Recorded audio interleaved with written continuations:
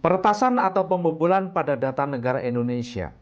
Hacker hanya butuh 3 hari untuk membobol Pusat Data Nasional Sementara atau PDNS 2 di Surabaya lewat jalur eksploitasi Windows Defender. Diberitakan sebelumnya PDNS 2 mengalami gangguan sejak 20 Juni. Hal ini memicu lumpuhnya sejumlah layanan publik pemerintah termasuk layanan imigrasi, layanan yang sangat penting. Badan Cyber dan Sandi Negara (BSSN) menyebut pintu pembobolannya dari upaya penonaktifan Windows Defender. Hacker juga meminta tebusan 8 juta US dollar atau setara 131 miliar rupiah, nilai yang sangat besar. Direktur Network dan IT Solution PT Telkom Indonesia, Herlang Wijanarko, mengatakan bahwa data yang terkena serangan ransomware ini adalah data yang tidak bisa dipulihkan. Korban peretasan adalah 282 kementerian, lembaga pusat, dan pemerintah daerah yang menggunakan PDNS 2. Sebanyak 44 diantaranya dalam proses pemulihan segera, karena masing-masing memiliki backup. Sementara 238 instansi lainnya masih dalam proses pemantauan. Peretasan dilaksanakan melalui Windows Defender, sebuah antivirus atau software pelindungan keamanan dari Microsoft yang gratis disertakan jika kita membeli lisense Microsoft lain seperti Microsoft 365. Menteri Keuangan Sri Mulyani Indrawati mengungkapkan, pemerintah mengeluarkan anggaran belanja yang tidak sedikit untuk Pusat Data Nasional yang terkena serangan ransomware ini. PDNS dikoordinir oleh Kementerian Komunikasi dan Informatika atau Kominfo menghabiskan anggaran APBN sebesar 700 miliar. Sri Mulyani menjelaskan anggaran belanja Pusat Data Nasional masuk dalam golongan pengeluaran infrastruktur pemerintah yang mencapai 112,9 triliun di tahun 2024. Lebih rinci lagi, khusus Kementerian Kominfo mendapatkan jatah anggaran sampai 4,9 triliun rupiah. Presiden Joko Widodo memanggil sejumlah pejabat guna membahas peretasan Pusat Data Nasional Sementara atau PDNS oleh ransomware ini. Dalam rapat kerja Komisi 1 DPR RI, Kepala BSSN Hinsa Siburian mengatakan, hanya 2% data di dalam PDNS Surabaya yang terbackup. Untuk itu hanya 44 data kementerian dan lembaga nasional yang bisa langsung pulih. Dari daftar 5 layanan pulih dari peretasan PDNS pada 28 Juni 2024 ini, yang pertama adalah Kementerian Hukum dan Hak Asasi Manusia atau Kemenkumham, 2 Lembaga Kebijakan Pengadaan Barang Jasa Pemerintah atau LKPP, yang ketiga Kementerian Koordinator Bidang Kemaritiman dan Investasi atau Kemenko Marves, yang keempat Kementerian Agama, Kemenak, dan yang kelima adalah Pemerintah Kota Kediri. Bagaimana dampak dari peretasan data PDNS ini? Apa yang harus dilakukan untuk mencegah agar hal ini tidak terulang lagi? Apakah mungkin AI digunakan untuk mencegah peretasan? Negara mana saja yang pernah mendapatkan kasus peretasan seperti Indonesia? Kita kupas dalam Kupi Panas FS. Kita ngupi dulu, jangan lupa like, komen, dan subscribe. Tonton terus sampai habis. Kita ngupi dulu.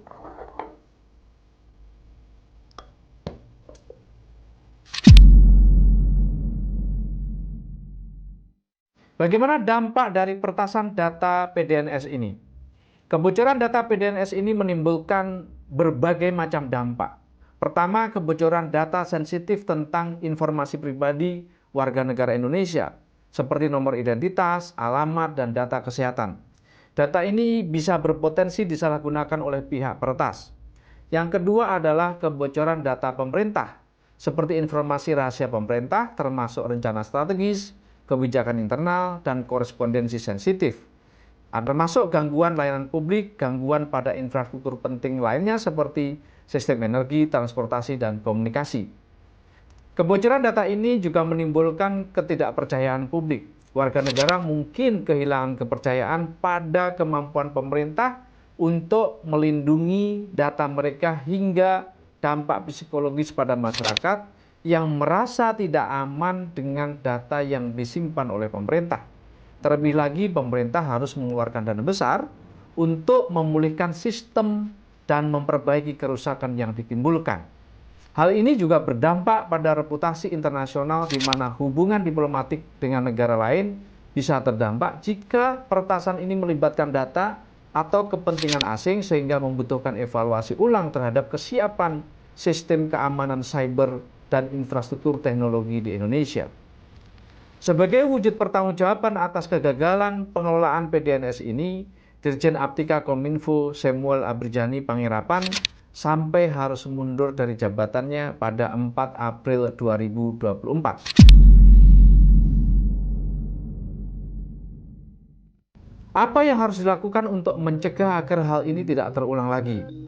Beberapa hal dilakukan agar kasus pembobolan data publik yang dikelola oleh pemerintah tidak perlu terjadi lagi. Di antaranya dengan peningkatan infrastruktur keamanan, menerapkan enkripsi data baik dalam penyimpanan maupun transmisi untuk melindungi informasi yang penting yang sensitif, melakukan pengujian penetrasi secara berkala untuk mengidentifikasi dan memperbaiki kerentanan, serta membuat dan memelihara cadangan data secara berkala untuk memastikan pemulihan secara cepat jika terjadi insiden kebocoran data.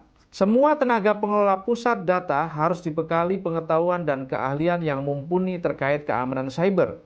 Tidak hanya pegawai teknis, namun juga termasuk pegawai manajemen untuk meningkatkan kesadaran dan pengetahuan tentang praktek keamanan cyber dan perlindungan data yang terbaik. Pemerintah juga dapat bekerja sama dengan lembaga swasta yang memiliki reputasi terbaik dalam strategi keamanan cyber nasional. Sistem penyimpanan secara terdesentralisasi berbasis blockchain juga bisa menjadi solusi.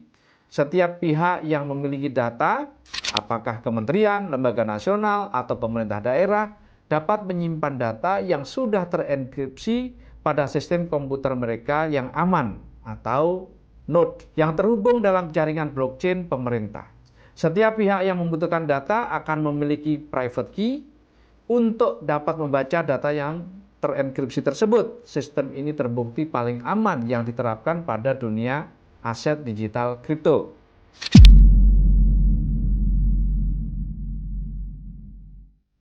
Berikutnya, apakah AI bisa digunakan untuk pencegahan peretasan semacam ini?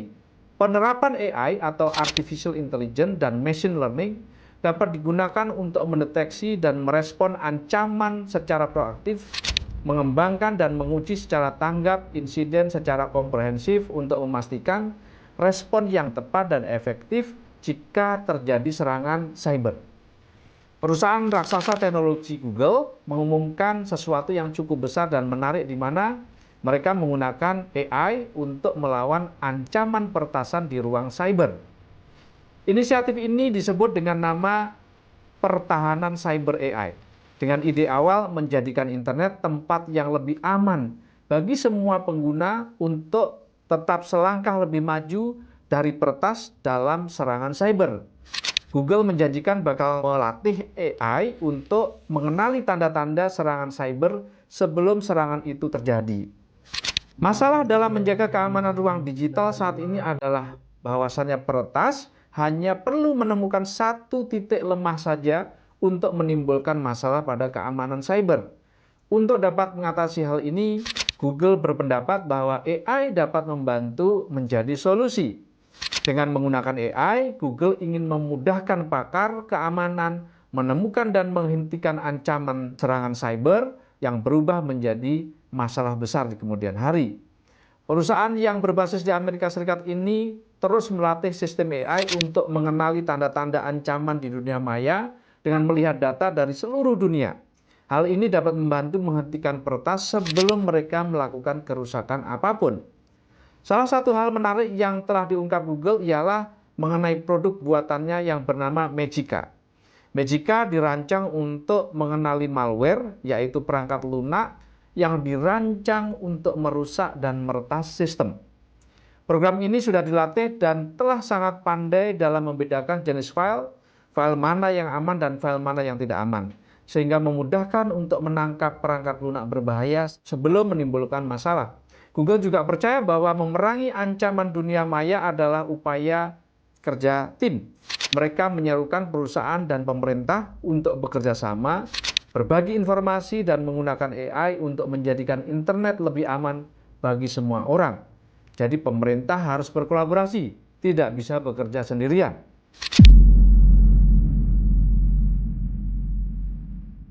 Selanjutnya, negara mana yang pernah mendapatkan kasus peretasan seperti Indonesia? Perusahaan keamanan cyber Surfshark mencatat sebanyak 60,9 miliar titik data atau data point telah terakses ke berbagai pihak.